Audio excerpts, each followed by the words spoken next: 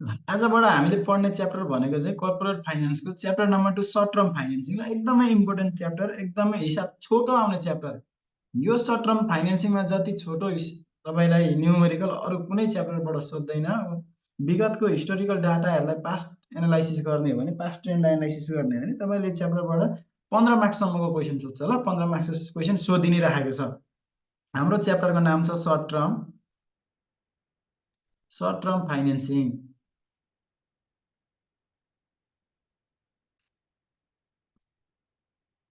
हामी यहाँ के एक्सपेक्ट गर्न सक्छौँ भन्दा यो च्याप्टरबाट हामीले 15 मार्क्ससम्मको क्वेसन चाहिँ सोध्न सक्छ। 15 मार्क्ससम्मको क्वेसन सोध्नको लागि एकदमै प्रोबेबल च्याप्टर हो, सोधिराखेको पनि छ। अब हामीलाई च्याप्टरले सजेस्ट, नामले सजेस्ट गरिसक्यो short term financing. Short term financing भनेको चाहिँ हामी कसको हिसाब गर्छौँ भन्दाखेरि हामी त कर्पोरेट फाइनेन्स पढ्दैछौँ। कर्पोरेट भनेको एउटा संस्थाको हिसाब गर्छौँ। अब हाम्रो संस्थालाई चाहिँ छोटो समयको लागि, अल्पकालीन छोटो समयको लागि, सर्ट टर्मको लागि पैसा चाहियो भने त्यो पैसा चाहिँ कसरी म्यानेज गर्छ त हाम्रो फन्डले। अगाडिको च्याप्टरमा हामीले च्याप्टर नम्बर 4 मा लङ टर्म फाइनेन्सिङ पढिसक्यौँ। हाम्रो कम्पनीको लागि, हाम्रो संस्थाको लागि चाहिँ लामो समयको लागि पैसा चाहियो भने कहाँबाट ल्याउन सक्ने रहेछ, कि त सेयर इस्यु गरेर ल्याउनु पर्यो। लङ टर्म फाइनेन्सिङको सोर्स भनेको कि त कमन स्टक हो, कि त प्रिफर्ड स्टक हो, कि त डेब्ट हो। लङ टर्म फाइनेन्सिङको चाहिँ तपाईँको सोर्सेस के रहेछ? कमन स्टक, प्रिफर्ड स्टक र डेब्ट रहेछ। यो तीनटा सेक्टरबाट चाहिँ उसले लङ टर्म फाइनेन्सिङ युज गर्न सक्छ। अब सर्ट टर्म फाइनेन्सिङमा चाहिँ, अब सर्ट टर्म भनेको चाहिँ कति हो त, कति समयलाई चाहिँ सर्ट टर्म भन्ने, कुन पिरियडलाई चाहिँ लङ टर्म भन्ने भन्दा, यदि हाम्रो कर्पोरेसनलाई, हाम्रो संस्थालाई चाहिँ 1 वर्षभन्दा कम्तीको लागि पैसा चाहिएको छ भने बढीमा 1 वर्ष, म्याक्सिमम टाइम पिरियड कति हुन्छ सर्ट टर्म फाइनेन्सिङको? 1 इयर हुन्छ। त्यसो भए हाम्रो 1 वर्षसम्मको लागि पैसा चाहिएको छ भने त्यो पैसा चाहिँ हाम्रो कर्पोरेसनले, हाम्रो कर्पोरेटले कसरी म्यानेज गर्ने त? कहाँबाट म्यानेज गर्ने त? कहाँबाट पैसा ल्याउँदाखेरि चाहिँ हामीलाई सबैभन्दा कम खर्चिलो हुन्छ, सस्तो पर्छ, त्यो कुरो चाहिँ हामी यहाँ डिसाइड गर्छौँ, यो च्याप्टरमा डिसाइड गर्छौँ। त्यसो भए सर्ट टर्म फाइनेन्सिङको 2टा सोर्स हुन्छ। सम्झिनुहोस्, सर्ट टर्म फाइनेन्सिङको 2टा सोर्स छ। एउटा भनेको सेक्युर्ड सोर्स, सेक्युर्ड, अनसेक्युर्ड लेखेँ मैले सुरुमा, अनसेक्युर्ड सोर्स। अर्को भनेको छ सेक्युर्ड सोर्स, अर्को छ सेक्युर्ड सोर्स।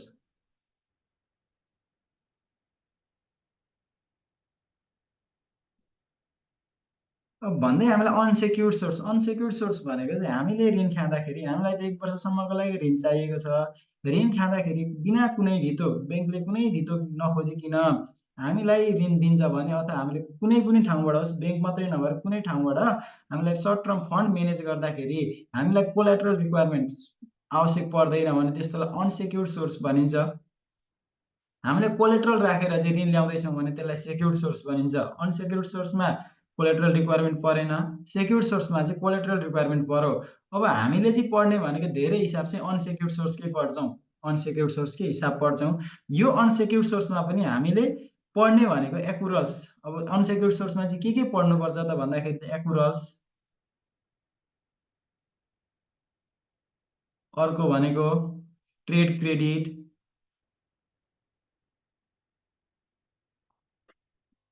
अर्को छ तपाईँको लाइन अफ क्रेडिट, अथवा रिभल्भिङ लाइन अफ क्रेडिट भन्दा पनि हुन्छ यसलाई, रिभल्भिङ लाइन अफ क्रेडिट। अर्को छ कमर्सियल पेपर, कमर्सियल पेपर। अर्को छ ब्याङ्क लोन। ब्याङ्क लोन आफैमा 3 प्रकारको ब्याङ्क लोनको बारेमा पढ्छौँ हामी। ब्याङ्क लोन आफैमा 3 प्रकारको ब्याङ्क लोनको बारेमा पढ्छौँ हामी। एउटा simple bank loan, simple loan. अर्को भनेको डिस्काउन्टेड लोन। अर्को भनेको एड अन लोन। तपाईँलाई हिसाब अलिक लामो हुने भनेको एड अन लोनकै हिसाब लामो हुन्छ, अरू लोनको खासै हिसाब लामो हुँदैन, अब सजिलै सकिन्छ। यो सेक्युर्ड सोर्सभित्र चाहिँ हामी इन्भेन्ट्री फाइनेन्सिङ र रिसिभेबल फाइनेन्सिङ पढ्छौँ। ल अब यो भनेको के यो टर्मको बारेमा सरसर्ती भन्दै जान्छु। फर्स्टमा एकुरल्स।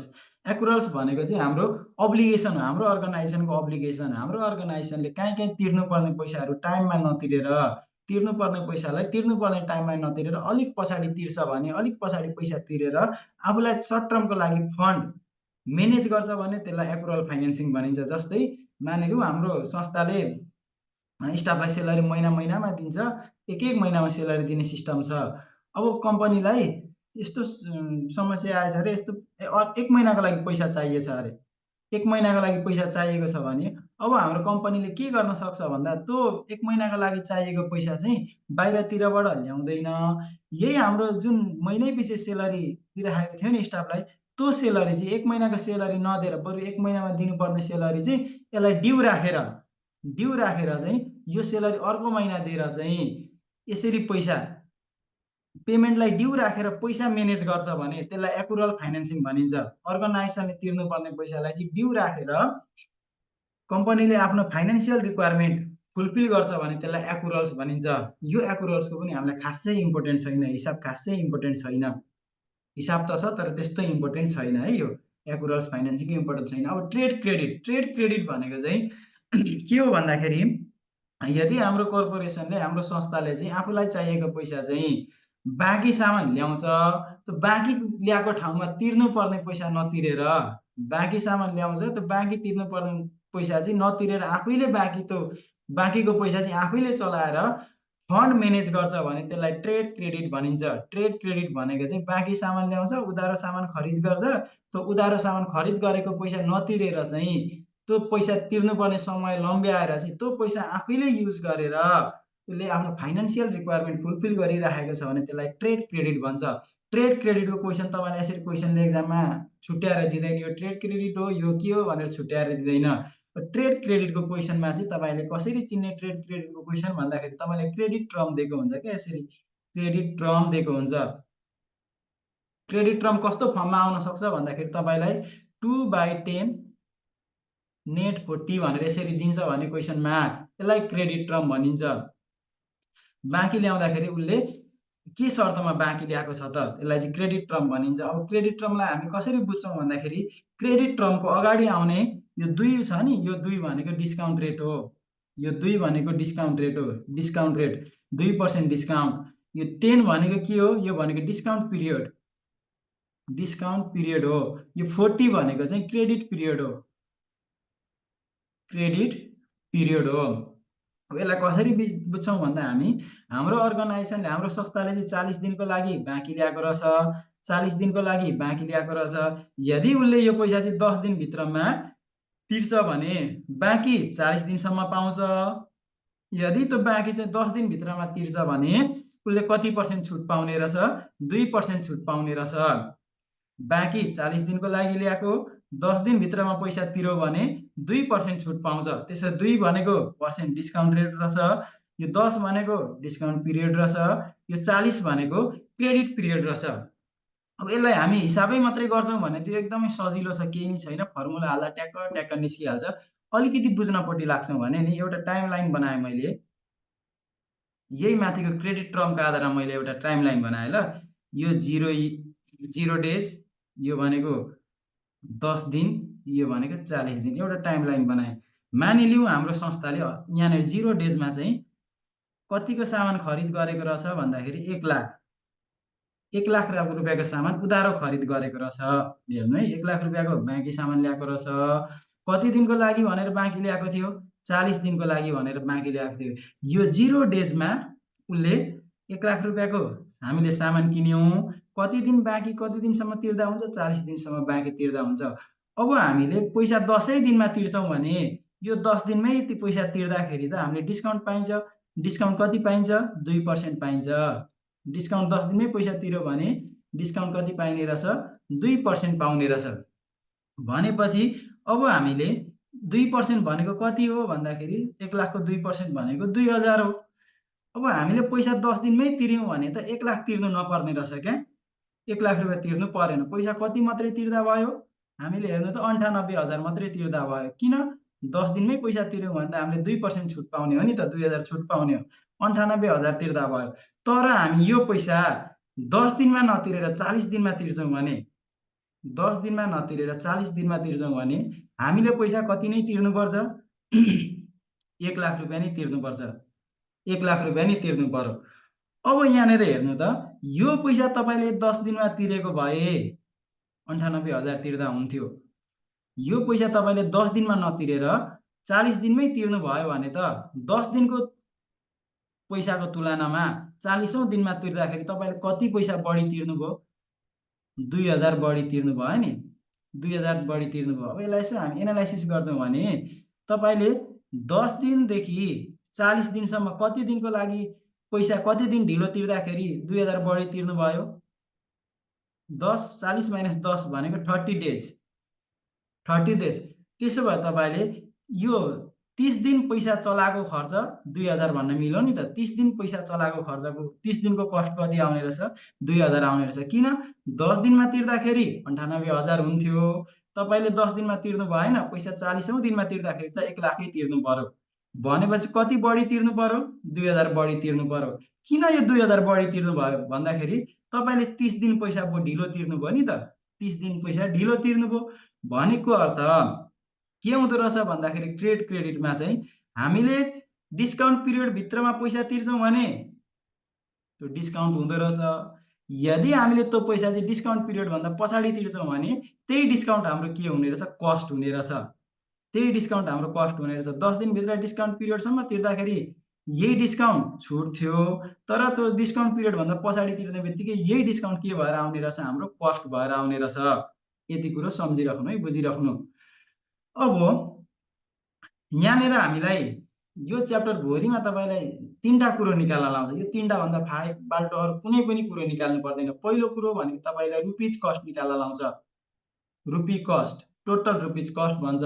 अर्को भनेको एनुअल पर्सेन्टेज कस्ट, एपिसी निकाल्न लाउँछ। जेसुकैको सोधोस्, जुनसुकै फर्म्स अफ फाइनेन्सिङको सोधोस्, यो 3टा भन्दा बढी कुरो अरू केही निकाल्नु पर्दैन। अर्को भनेको इफेक्टिभ एनुअल कस्ट, इएसी अथवा यसलाई इआइआर पनि भनिन्छ। यो 3टा कुरो निकाल्न लाउँछ। कि त रुपिज कस्ट निकाल्न लाउँछ, कि त एनुअल पर्सेन्टेज कस्ट निकाल्न लाउँछ, कि त इफेक्टिभ इन्ट्रेस्ट रेट अथवा इफेक्टिभ एनुअल कस्ट निकाल्न लाउँछ। हामी जति पनि फर्म्स अफ फाइनेन्सिङ पढ्छौँ त्यो सबैको यो 3टा कस्ट निकाल्न सिक्छौँ। यो त थियो ट्रेड क्रेडिटको। अब ट्रेड क्रेडिटको एपिसी कसरी निकाल्ने, इएसी कसरी निकाल्ने, रुपिज कस्ट कसरी निकाल्ने, अहिले म फर्मुला लेखिदिइहाल्छु। खाली यति बुझ्नु पर्यो, ट्रेड क्रेडिटमा यदि कम्पनीले ट्रेड क्रेडिटमा डिस्काउन्ट युज गर्दैछ भने, डिस्काउन्ट लिँदैछ भने, डिस्काउन्ट लिएको बेलामा ट्रेड क्रेडिटको कुनै पनि कस्ट हुँदैन। डिस्काउन्ट लिएको बेलामा ट्रेड क्रेडिटको कुनै पनि कस्ट हुँदैन। यदि कम्पनीले डिस्काउन्ट फर्गो गर्दैछ भने, डिस्काउन्टलाई त्याग्दैछ भने, उसले डिस्काउन्ट लिएको छैन भने चाहिँ त्यतिखेर ट्रेड क्रेडिटको कस्ट हुन्छ। ट्रेड क्रेडिटको रुपिज कस्ट भनौँ भने यही डिस्काउन्ट रेटै ट्रेड क्रेडिटको रुपिज कस्ट हुने रहेछ।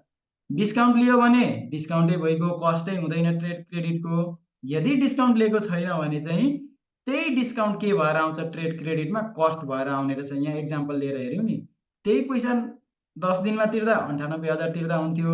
त्यही पैसा 40औं दिनमा तिर्दाखेरि 1 लाख तिर्नु पर्यो। कति बढी तिर्नु पर्यो? 2000 बढी तिर्नु पर्यो। किन 2000 बढी तिर्नु पर्यो? उसले पैसा 30 दिन ढिलो तिर्यो। यो 2000 भनेको उसको लागि के भयो? 30 दिन पैसा चलाएको कस्ट भयो। अब आउँछ लाइन अफ क्रेडिट र रिभल्भिङ लाइन अफ क्रेडिट। यो भनेको ब्याङ्कमा फर्मल्ली यो रिभल्भिङ लाइन अफ क्रेडिट भनेको formal agreement. Line of credit मात्रै भन्यो भने ब्याङ्कसित गरेको इन्फर्मल एग्रिमेन्ट। ब्याङ्कसित गएर तपाईँले फर्मल्ली म चाहिँ ऋण लिँदैछु भनेर लिनुभयो भने, एग्रिमेन्ट गरेर लिनुभयो, रिभल्भिङ लाइन अफ क्रेडिट। तपाईँको चिनजानको आधारमा ब्याङ्कले तपाईँलाई ऋण दिँदैछ भने भनेर बुझ्नु न। तपाईँलाई चिनजानको आधारमा तपाईँ एउटा राम्रो कस्टमर हुनुहुन्छ ब्याङ्कको, त्यसको आधारमा तपाईँलाई ऋण दिँदैछ भने यो रिभल्भिङ लाइन अफ क्रेडिट भनिन्छ। रिभल्भिङ लाइन अफ क्रेडिटको अहिले म फर्मुला लेखाइदिइहाल्छु। यसलाई म फर्मुलामै लेखाइदिइहाल्छु। कमर्सियल पेपर भनेको अब के हो भन्दाखेरि, कमर्सियल पेपर भनेको यो चाहिँ ठुल्ठुलो कम्पनीले मात्रै इस्यु गर्न पाउँछ।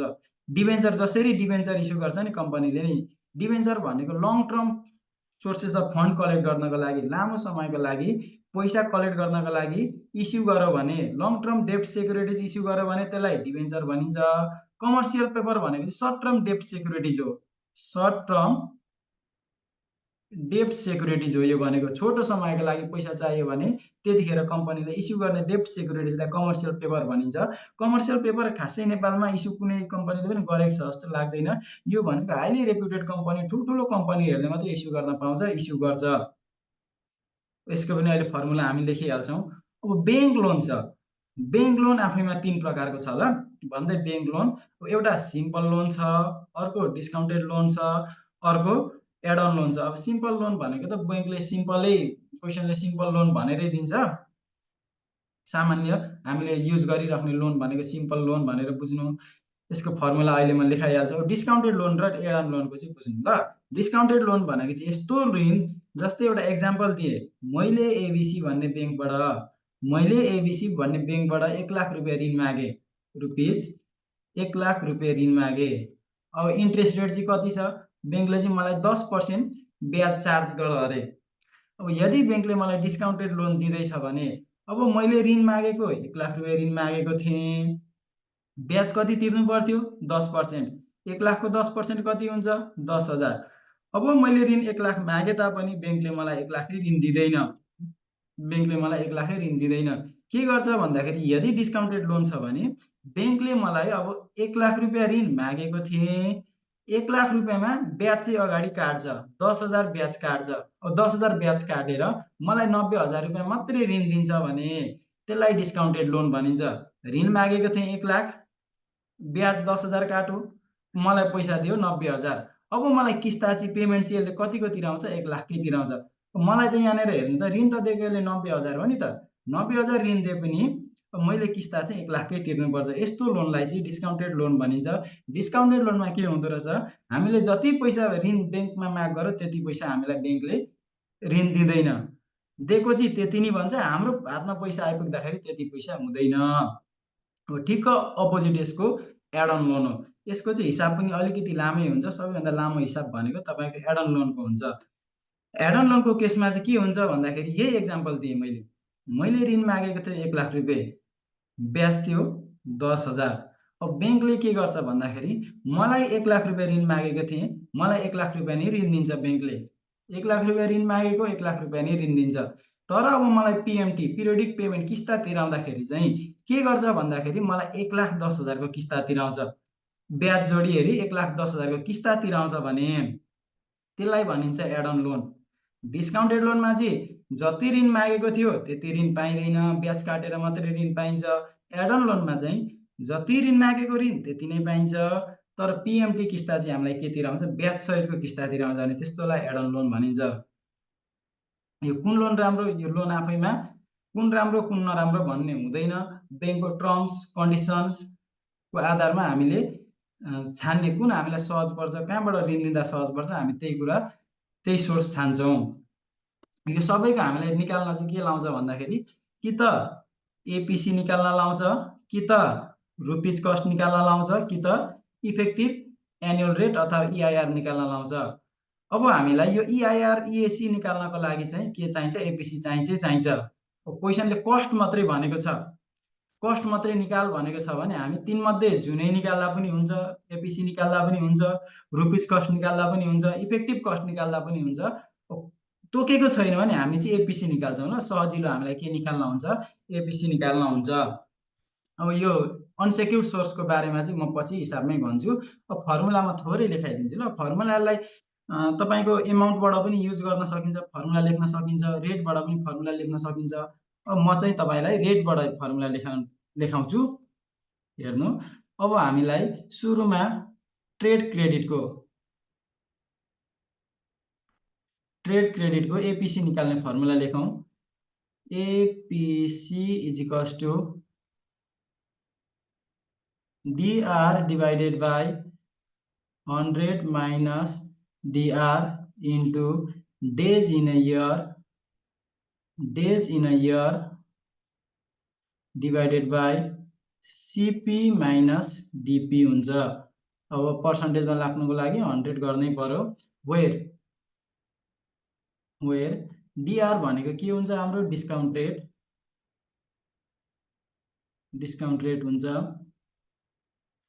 अब CP भनेको क्रेडिट पिरियड, हामीले कति दिनमा बाँकी तिर्दैछौँ त त्यसलाई क्रेडिट पिरियड भनिन्छ। डिपी भनेको डिस्काउन्ट पिरियड, डिपी भनेको discount period.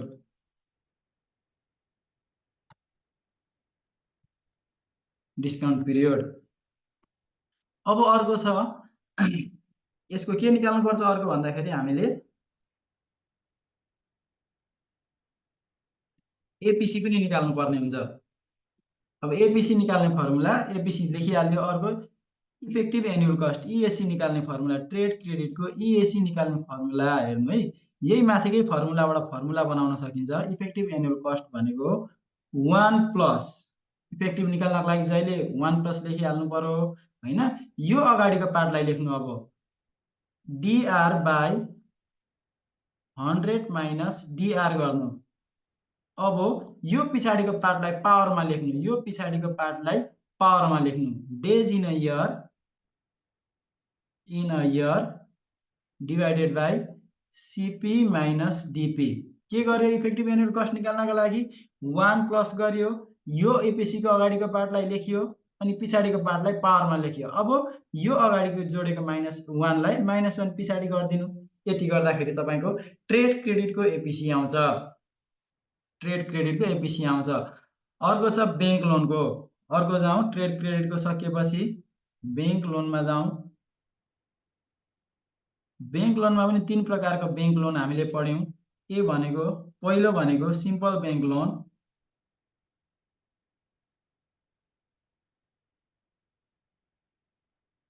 Simple bank loan. Simple bank लोनको एपिसी निकाल्ने फर्मुला, सिम्पल बैंक लोनको एपिसी निकाल्ने formula APC is equals to IR divided by 1 minus CBR हुन्छ ल।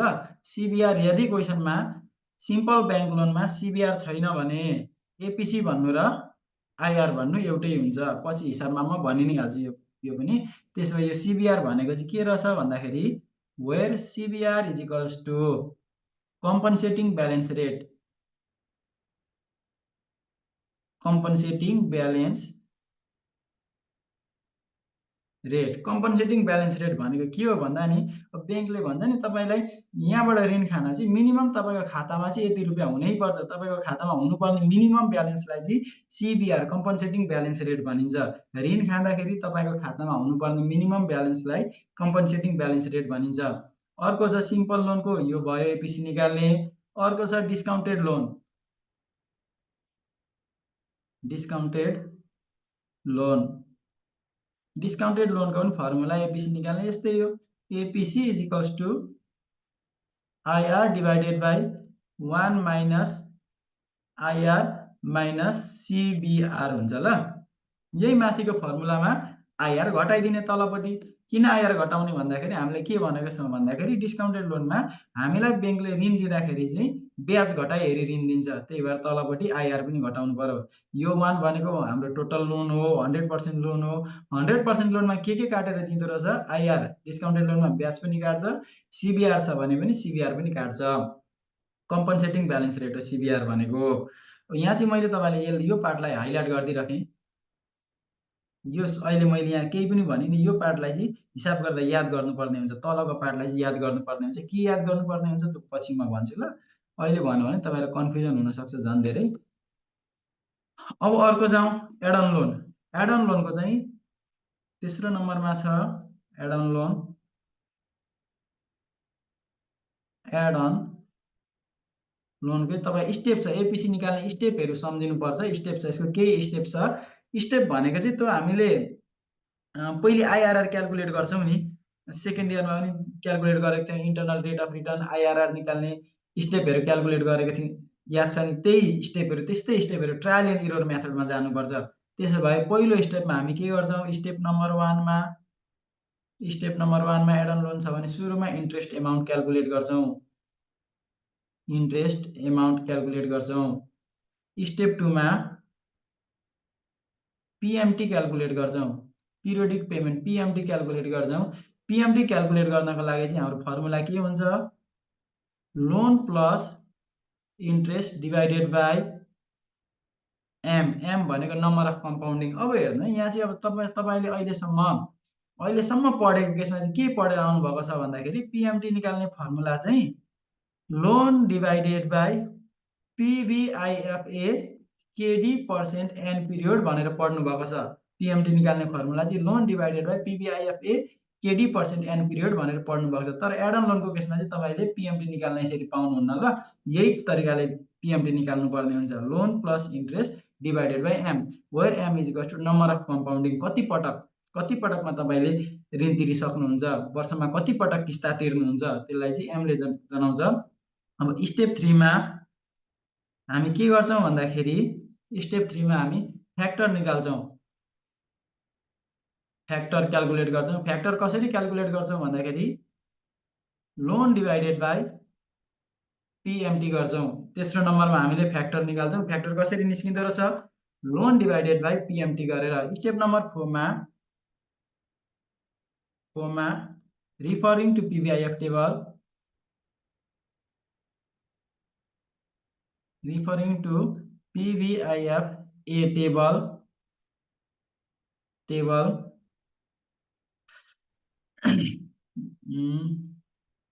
calculate PV8 LR and PV8 HR। अब हामीले चाहिँ यहाँको फ्याक्टरलाई चाहिँ पिभिआइएफए टेबलमा हेरेर हायर रेटमा एउटा पिभी निकाल्छौं, एउटा लोवर रेटमा पिभी निकाल्छौं। हायर रेटको पिभी जहिले पनि के हुन्छ, सानो हुनुपर्छ, लोवर रेटको पिभी जहिले पनि के हुनुपर्छ, ठुलो हुनुपर्छ। अब स्टेप 5 मा के गर्छौं हामी, अब चाहिँ एबीसी युज इन्टरपोलेसन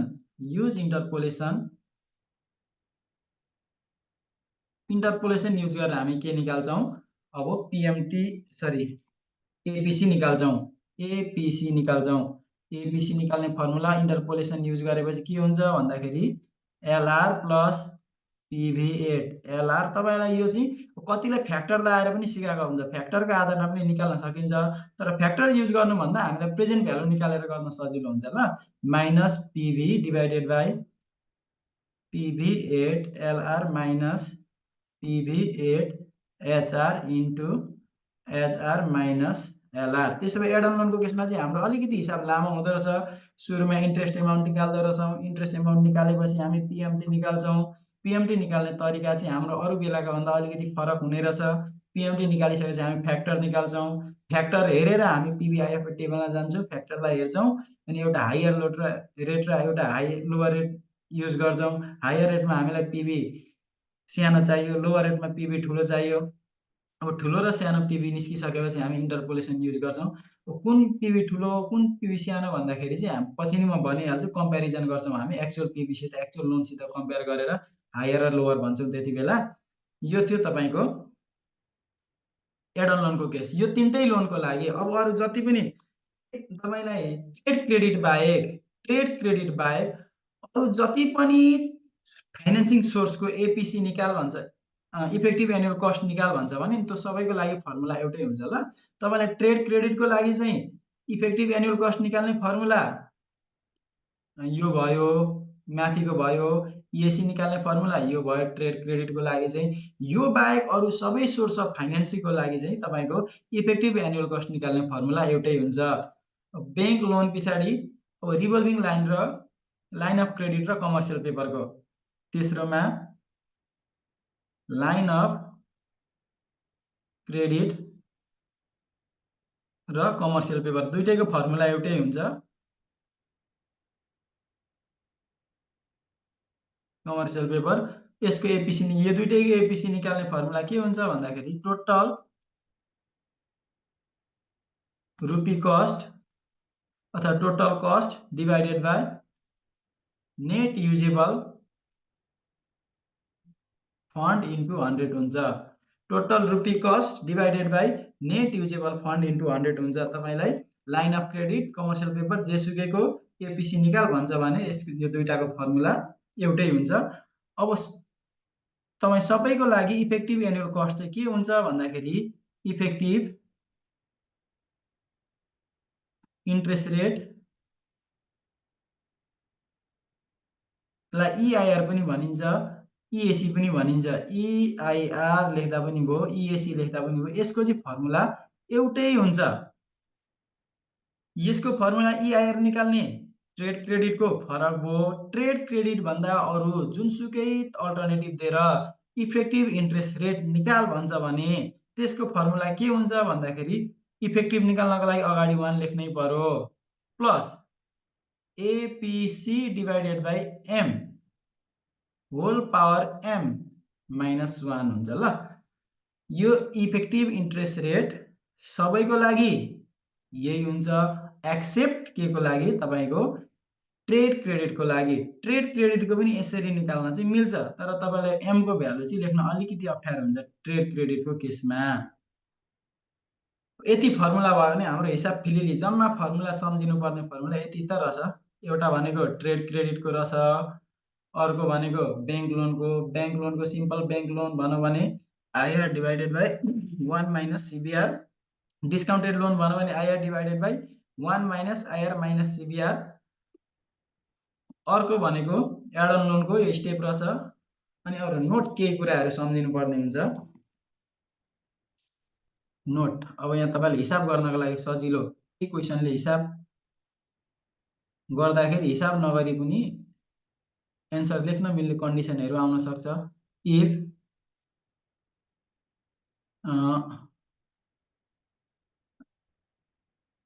के भनेर लेखिदिउँ भन्दाखेरि if loan is simple bank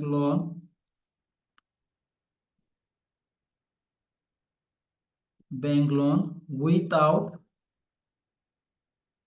CBR, यदि बैंक लोन चाहिँ सिम्पल बैंक लोन छ, बैंक लोन तीनटा पढेको थियौं, त्यो तीनटा लोन मध्ये सिम्पल बैंक लोन छ, सिम्पल लोन भनेको छ भने अथवा सिम्पल बैंक लोन भनेको छ, त्यतिखेर CBR पनि दिएको छैन भने तपाईको APC भन्नु नै के हुन्छ, तपाईको APC भन्नु नै के हुन्छ, इन्ट्रेस्ट रेट हुन्छ। APC र इन्ट्रेस्ट रेट बराबरै हुन्छ। यस्तो केस आयो भने तपाईले APC ननिकाल्दा पनि हुन्छ, डाइरेक्ट तपाईले APC = इन्ट्रेस्ट रेट लेख्दा हुन्छ। कतिखेर सिम्पल बैंक लोन हुनु पर्यो, CBR छैन भनेको हुनु पर्यो।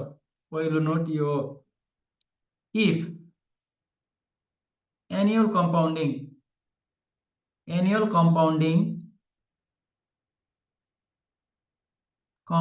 इज गिवन, यदि एनुअल कम्पाउन्डिङ दिएको छ भने क्वेशनमा, अथवा ऋण तपाईले 1 वर्षकै लागि युज गर्नु भएको छ भने एनुअल कम्पाउन्डिङ भनेको ऋण तपाईले वर्षको अन्तिममा मात्रै तिर्नुहुन्छ भने, एकचोटी ऋण तिर्नुहुन्छ भने त्यतिखेर तपाईलाई यदि त्यस्तो कन्डिसन आयो भने APC भन्नु र इफेक्टिभ एनुअल कस्ट EAC भन्नु एउटै हुन्छ। सिम्पल बैंक लोन भयो भने APC भन्नु र इन्ट्रेस्ट रेट भन्नु एउटै हुँदो रहेछ। क्वेशनमा एनुअल कम्पाउन्डिङ आयो भने तपाईले ऋण एकैचोटी वर्षको अन्तिममा तिर्नुहुन्छ भन्छ भने त्यतिखेर APC = EAC, effective annual cost भन्नु र एनुअल पर्सेन्टेज कस्ट भन्नु एउटै हुने रहेछ। यति कुरो चाहिँ सम्झिराख्नु, पछि हिसाब गर्न काम लाग्छ। अनि अर्को कुरो पनि मैले भनिहाले, अब हामी ऋण खाँदाखेरि कुन सोर्सेसबाट खाने भनेर क्वेशनले सोध्छ। ऋण खाँदाखेरि कुन सोर्सबाट खाने, हामीले कहाँबाट ऋण खाने भनेर क्वेशनले सोध्छ। सुरुमा त हामीले ऋण खाँदा हेर्ने भनेको ब्याजलाई नै हो। जुनमा ब्याज कम्ती छ त्यहीबाट हामीले ऋण खाने भनेर डिसिजन लेख्छौं। तर ऋण खाँदाखेरि हामीले सधैँ ब्याजलाई हेरेर जहाँ ब्याज कम्ती छ त्यहीबाट ऋण खानुपर्छ भन्ने हुँदैन। ऋण खाँदाखेरि केही हामीले क्वालिटेटिभ फ्याक्टरहरू पनि हेर्नुपर्ने हुन्छ, गुणात्मक कुरा पनि हेर्नुपर्ने हुन्छ। के कुरा गुणात्मक कुरा क्वालिटेटिभ फ्याक्टरमा चाहिँ के कुरो विचार गर्नुपर्ने हुन्छ ऋण खाँदा भन्दाखेरि तपाईले कोलाटरल रिक्वायरमेन्ट हेर्नुहुन्छ। हामीले ऋण त सस्तोमै दिन्छु भनौँ कुनै पनि बैंकले, तर तपाईलाई धितो चाहिँ बढी धेरै धितो राख्नु भन्यो भने त्यो धितो हामीले त नहुन सक्छ। त्यसो भए पहिलो फ्याक्टर के हेर्दै रहछौं, क्वालिटेटिभ फ्याक्टर। हामी कोलाटरल रिक्वायरमेन्टलाई हेर्छौं। हामीसित बैंकले धितो माग्यो भने पुग्ने गरीको धितो छ कि छैन। अब अर्को यो सर्ट टर्म फाइनान्सिङमा मात्रै हैन है, यो ऋण खाँदाखेरि ब्याज भन्दा अरु फाल्टो कुरो हामीले के कुरामा ध्यान दिनुपर्छ क्वालिटेटिभ फ्याक्टर भन्दाखेरि सुरुमा कोलाटरल रिक्वायरमेन्ट, अर्को भनेको फ्लेक्सिबिलिटी। फ्लेक्सिबिलिटी भनेको हामीले भने तरिकाले बैंकले ऋण दिन्छ कि दिँदैन, ब्याज चाहिँ सस्तोमै दिन्छु भनौँ, ब्याज चाहिँ सस्तोमै दिन खोज्दैछ, तर उसले कस्तो शर्त राख्दैछ भन्दाखेरि हामीलाई पैसा चाहिएको 1 लाख रुपैयाँ, उसले चाहिँ तपाईले एकैचोटी म त 1 लाख रुपैयाँ मात्रै दिन्न 5 लाख रुपैयाँ तपाईले लानुपर्छ भनेर त्यस्तो पनि हुनसक्छ नि त। हामीले भनेको तरिकाले फ्लेक्सिबल सजिलै तरिकाले ऋण दिएको छ कि छैन ब्याङ्कले फ्लेक्सिबिलिटी पनि हेर्नु पर्यो। पहिलो कुरो कोलेट्रल हेर्नु पर्यो, कोलेट्रल रिक्वायरमेन्ट, अर्को फ्लेक्सिबिलिटी, अर्को क्रेडिट रेटिङ। हामी कस्तो संस्थाबाट ऋण खाँदैछौँ, कस्तो फाइनेन्सियल इन्स्टिट्युसनबाट ऋण खाँदैछौँ। अब हामी भनेको त यहाँनिर त व्यक्ति होइन नि त, हामी भनेको के हो, संस्था हो। संस्थाले ऋण खाँदाखेरि जहिले पनि क्रेडिट रेटिङ हेरेर खान्छ। जस्तै मानिलिउँ अब विनोद चौधरीले ऋण खाँदाखेरि उसलाई ऋण चाहियो अरे, ऋण खाँदाखेरि अब सानोतिनो हाम्रो गाउँको सहकारीमा आएर ऋण खान्छ त? खाँदैन नि त। भनेपछि हामीले क्रेडिट रेटिङलाई पनि हेर्नुपर्ने रहेछ, कस्तो संस्थाबाट ऋण खाँदैछौँ। पहिलो कुरो कोलेट्रल रिक्वायरमेन्ट, दोस्रो कुरो भनेको हाम्रो फ्लेक्सिबिलिटी, अर्को भनेको क्रेडिट रेटिङ। अरू फ्याक्टरहरू पनि छन्, त्यो फ्याक्टरहरू चाहिँ पछि हिसाब गर्दै म भनौँला। यो 3टा फ्याक्टर चाहिँ सम्झिराख्नु ल। कोही बेला क्वेसनले फ्याक्टै सोध्छ, धेरैचोटि पनि सोधेको छ। What are the qualitative factors that should be considered while before taking the loan, before making the decision। तपाईँले निर्णय गर्नुभन्दा अगाडि ऋण खाने बेलामा गुणात्मक कुराहरू चाहिँ के हेर्नुपर्छ, के विचार गर्नुपर्छ भनेर सोधिदिन सक्छ। त्यसको लागि हामीले पहिलो कुरो के सम्झ्यौँ भन्दाखेरि कोलेट्रल रिक्वायरमेन्ट, हामीसित पुग्ने गरीको धितो छ कि छैन, हामीले पुग्ने धितोमा ब्याङ्कले ऋण दिन्छ कि दिँदैन। अर्को भनेको फ्लेक्सिबिलिटी, सुरुमा हेर्ने भनेको त कस्टै हो, कस्ट पछाडि कोलेट्रल रिक्वायरमेन्ट, त्यसपछि फ्लेक्सिबिलिटी, कतिको सजिलो तरिकाले ऋण दिँदैछ त ब्याङ्कले, त्यो कुरा पनि हेर्छौँ। अर्को क्रेडिट रेटिङ, क्रेडिट रेटिङ भनेको कस्तो संस्थाबाट हामीले ऋण खाँदैछौँ। अर्को भनेको रेस्ट्रिक्सनको पनि कुरा आउँछ। रेस्ट्रिक्सन लगाइदिन सक्छ अब ब्याङ्कले, तपाईँको ऋण खाँदा चाहिँ तपाईँको खातामा यति पैसा मिनिमम हुनैपर्छ, अथवा तपाईँले किस्ता चाहिँ यति दिनमा, हप्ता दिनमा, 15 दिनमा तिर्नै पर्छ भनेर यस्तो रेस्ट्रिक्सन लगाइदिन सक्छ। त्यो रेस्ट्रिक्सन पनि विचार गरेर ऋण खानु पर्यो। ल, यति कुरो भन्दै आजको चाहिँ हामीले क्लासलाई फर्मुला र यही बेसिक कन्सेप्टको बारेमा डिस्कस गरेर सक्यौँ। अब एक्जामको पोइन्ट अफ भ्यूबाट मात्रै पढ्ने हो भने त यो च्याप्टर तपाईँको 3-4 दिनमै सकिन्छ, फिल्लिली हुने गरी सकिन्छ। तर हामी अब बुकबाटै क्वेसनहरू गर्छौँ, सबै क्वेसनहरू गर्छौँ। अब बाँकी रहेको कुरा चाहिँ केही थप्नु परेछ भने भोलिकै क्लासमा म थपिदिन्छु। सोध्न मन लागेको कुरो केही छ भने